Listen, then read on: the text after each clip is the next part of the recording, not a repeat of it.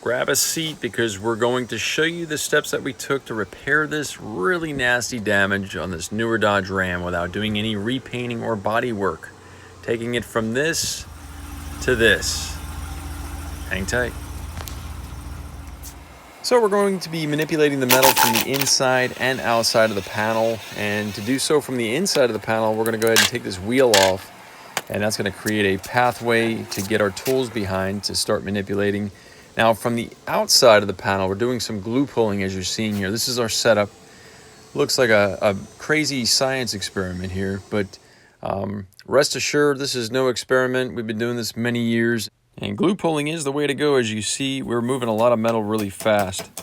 And why there is glue pulling going on, we're going to take the opportunity to release some of the pressure in the panel there, and you can see us with that rubber hammer just kind of letting this panel relax back into its natural state. And this is us removing the glue, and the glue comes off with some 99% alcohol. And this is what we're left with. Still have a ton of work to do, but you can see we've got a lot of that metal kind of bulked up where we want it, and we're looking for access points to get our tools behind on that inner cab. And this Dodge Ram actually has some really good access back there. Normally it's not like that, but we're going to take advantage of what we have here. So you can see we've got a tool from behind, and we're slowly pushing that metal back into position.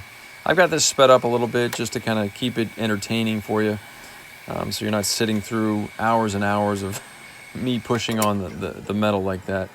And doing paintless dent repair, we have to constantly think outside the box as to how we go about repairing this damage, and just kind of use improv in a way, because the nature of every repair is different. Every car is different. Like this one in particular, if you look up inside there, you can see that there's a total obstructed area right in there we can't get behind. So we have to basically change the way we repair that type of damage by doing some glue pulling from the outside instead.